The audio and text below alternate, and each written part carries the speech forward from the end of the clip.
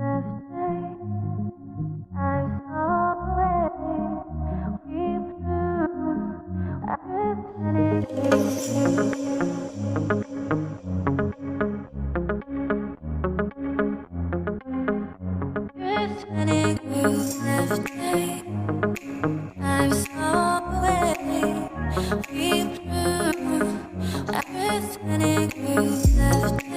everyone, this is Santosh. You are welcome to my channel. This is मेरो Z plant हो. यसमाथि चाहिँ म केही वर्कआउट गर्न गइरहेको छु. ओके. यो चाहिँ अब टेम्पोररी पटमा थियो. यसलाई चाहिँ अब निकालेर मैले चाहिँ बन्साई पटमा रिप्लान्टिङ गर्ने जमर्को गरिरहेको छु. ओके.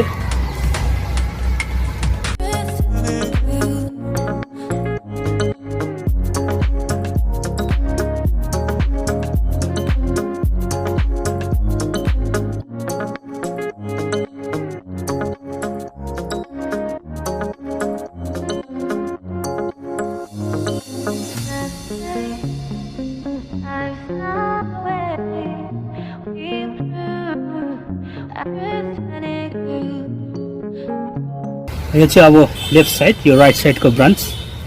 अब यो चाहिँ राइट साइड भयो हैन, यहाँ बुसी टाइपको हुन्छ. पछि अब माथि अप्पर क्लासमा यो छ, टपमा सबैभन्दा माथि हैन. अब सबैभन्दा अब अप्परमा यहाँ छ.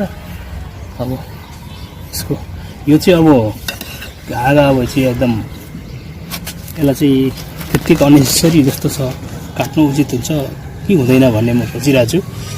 ओके. यसलाई पनि यसो वायरिङ गरेर यो साइडमा पनि निकाल्न सकिन्छ.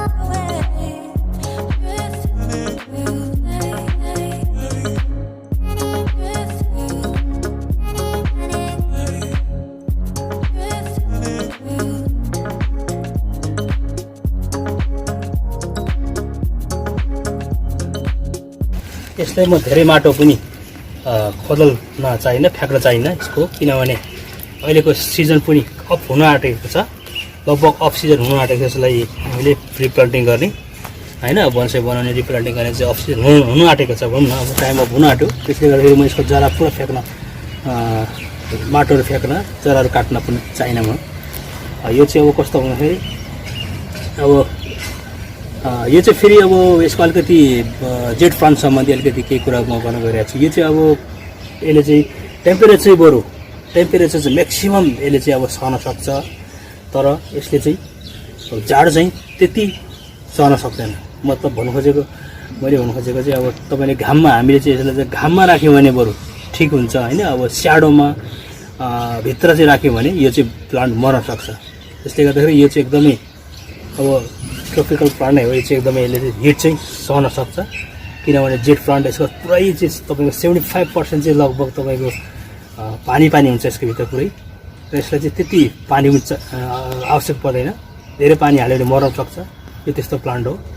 र धेरै पानी हालियो र अब त्यहीमाथि स्याडोमा छ भने चाहिँ, घाम चाहिँ छैन भने चाहिँ, र ड्रेनेज चाहिँ राम्रो छैन भने यसको चाहिँ अब पुरा एकदम येलो हुन्छ. यसको चाहिँ पुरा पत्ताहरू येलोइस हुन्छ. त्यसपछि यो चाहिँ सबै झर्छ पनि. त्यस्तो पनि समस्या आउँछ. अगर धेरै चाहिँ पानी चाहिँ भयो भने यो, र ड्रेनेज राम्रो छैन भने यो चाहिँ रुटहरू सबै रुट हुन्छ र यो चाहिँ मर्न सक्छ. र यसलाई चाहिँ हामी विचार गरेर मात्रै पानी हाल्नुपर्छ. एकदमै कम्ती पानी दिँदा पनि सर्भाइभ गर्न सक्छ. यस्तो प्लान्ट हो. तर पानी एक्सेस चाहिँ हुनु हुँदैन. चिसो भइराख्यो भने मर्न सक्छ. र हामीले अलिकति धेरै विन्टर सिजनमा चाहिँ कस्तो हुन्छ भने अब माथिबाट चाहिँ एकदमै शीतहरू झर्छ. त्यसले गर्दाखेरि शीतको कारणले गर्दाखेरि ब्लाइडहरू चाहिँ अब एक्टिभ हुन्छ. त्यसले गर्दाखेरि हामीले चाहिँ वर्षकै नर्मली यसलाई चाहिँ शीत नजाने ठाउँमा, पोतमा भनौँ न, शीत नलाग्ने ठाउँमा राख्यो भने प्रिजर्भ पनि हुन्छ. त्यसो गर्दा पनि यो प्लान्टलाई चाहिँ सेफ्टी गर्न सकिन्छ. त्यो पनि एउटा चाहिँ तरिका हो यसलाई हैन सेफ गर्ने. ओके.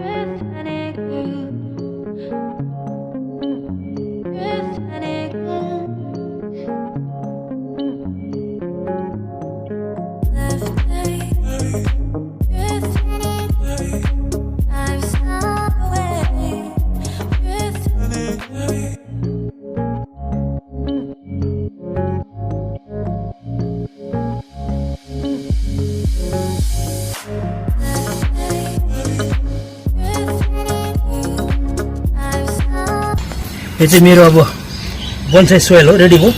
यसमा अब काउडङहरू छ होइन, अब सबै इँटाको टुक्राहरू, सेन्डहरू र गार्डन सोयल यति भएपछि लगभग यसलाई हुन्छ।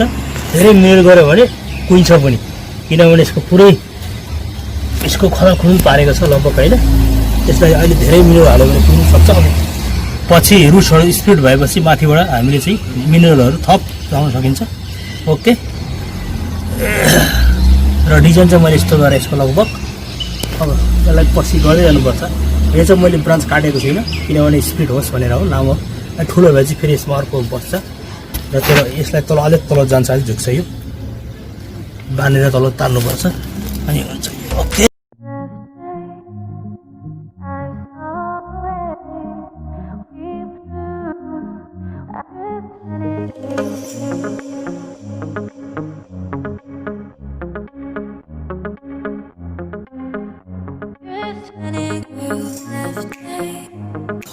अलिक एडजस्ट भएन राम्रो, त्यही भएर म चाहिँ अब काट्न बाध्य भएँ यसको सबै जराहरू। यो फाइबर रुट्स चाहिँ अब हामीले त्यतिकै छोडिदिन्छ, म चाहिँ त्यतिकै छोडिदिन्छु है। मेन जरा चाहिँ मैले यसको काटेँ।